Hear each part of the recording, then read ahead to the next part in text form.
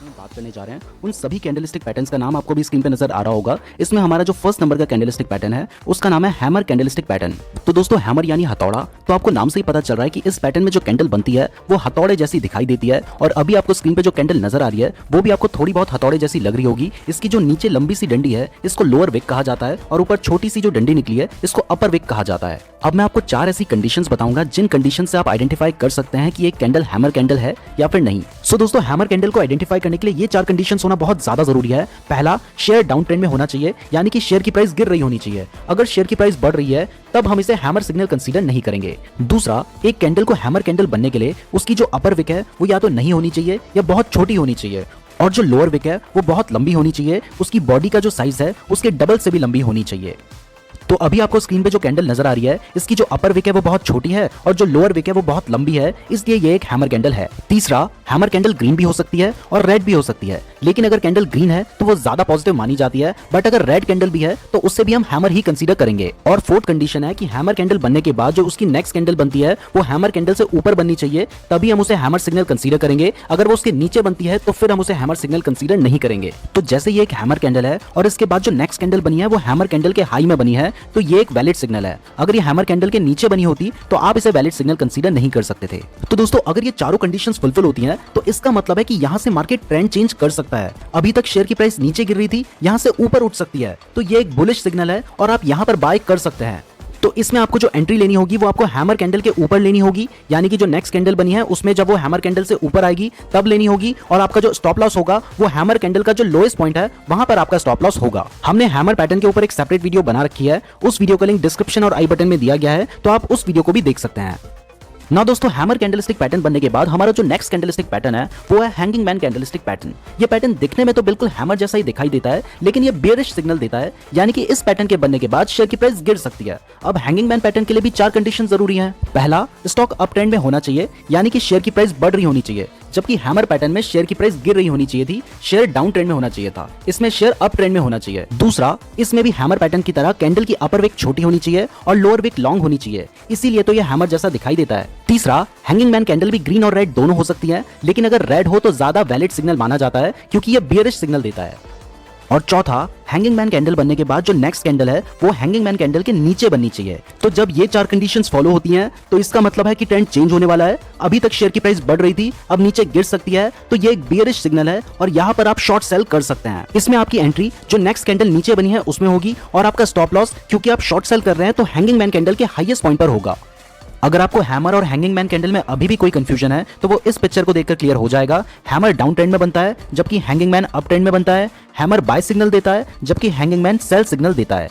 ना दोस्तों हमारा जो थर्ड कैंडलस्टिक पैटर्न है वो है इन्वर्टेड हैमर। इन्वर्टेड का मतलब होता है उल्टा, यानी कि ये एक उल्टा हैमर है, लेकिन इसका सिर्फ नाम उल्टा है, इसका काम बिल्कुल हैमर पैटर्न जैसा ही है। बस फर्क सिर्फ इतना है कि हैमर पैटर्न में जो लोअर विक होती है वो लंबी होती है और जो अपर विक होती है वो या तो छोटी होती है या नहीं होती है, जबकि इन्वर्टेड हैमर पैटर्न में जो अपर विक होती है वो लंबी होती है, जबकि जो लोअर विक होती है या तो वो छोटी होती है या नहीं होती है, तभी वो इन्वर्टेड हैमर जैसा दिखाई देता है। एक कैंडल को इन्वर्टेड हैमर बनने के लिए ये 4 कंडीशंस फुलफिल होनी चाहिए। पहला, शेयर डाउन ट्रेंड में होना चाहिए, यानी कि शेयर की प्राइस गिर रही होनी चाहिए, ये सेम कंडीशन हैमर पैटर्न के लिए भी थी।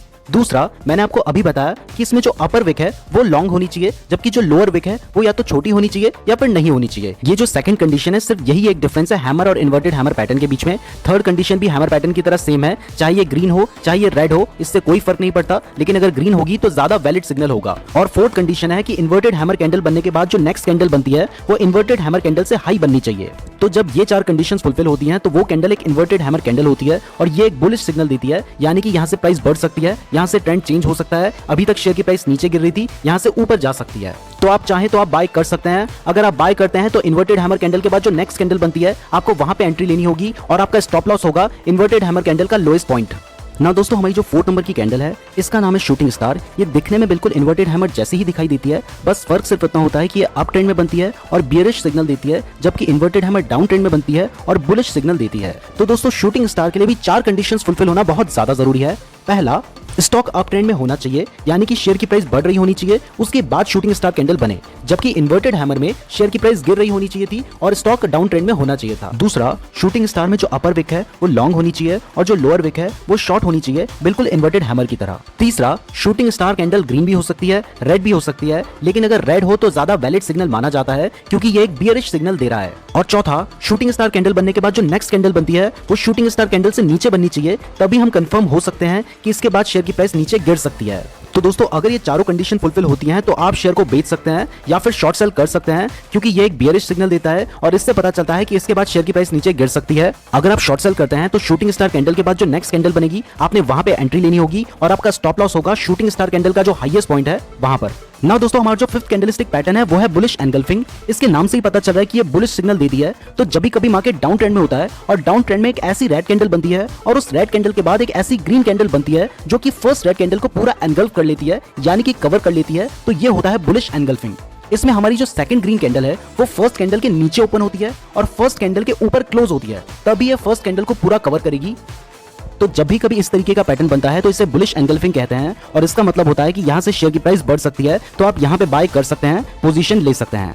अगर आप बाय करना चाहते हैं तो इस ग्रीन कैंडल के बाद जो नेक्स्ट कैंडल बनेगी आपको वहां पे बाय करना होगा। वो कैंडल इस ग्रीन कैंडल के ऊपर बननी चाहिए और आपका जो स्टॉप लॉस होगा वो ग्रीन कैंडल का जो लोएस्ट पॉइंट है वहां पर होगा, आपको स्क्रीन पे नजर आ रहा है ना। दोस्तों, हमारा जो सिक्स कैंडलस्टिक पैटर्न है इसका नाम है बियरिश एनगल्फिंग। ये बुलिश एनगल्फिंग का जस्ट अपोजिट है और ये बियरिश सिग्नल देता है, यानी कि इस सिग्नल के आने के बाद शेयर की प्राइस गिर सकती है। तो दोस्तों, जब भी कभी शेयर अप ट्रेंड पे चल रहा होता है, यानी कि शेयर की प्राइस बढ़ रही होती है और उसके बाद अगर एक ग्रीन कैंडल आती है और उस ग्रीन कैंडल के बाद एक रेड कैंडल आती है जो कि उस ग्रीन कैंडल को पूरा कवर कर लेती है, यानी कि एनगल्फ कर लेती है, तो इस पैटर्न को बियरिश एनगल्फिंग कहते हैं।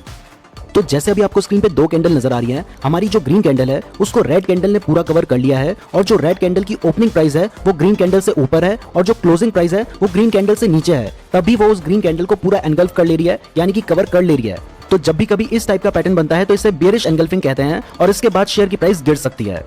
तो दोस्तों, अगर आप चाहें तो आप यहाँ पे शॉर्ट सेल कर सकते हैं। अगर आप शॉर्ट सेल करते हैं तो इस बियरिश कैंडल के बाद जो नेक्स्ट कैंडल उसके नीचे बनेगी आपको उसमें एंट्री लेनी होगी और जो ग्रीन कैंडल का हाईएस्ट पॉइंट होगा वो आपका स्टॉप लॉस होगा, आपको स्क्रीन पे नजर आ रहा है।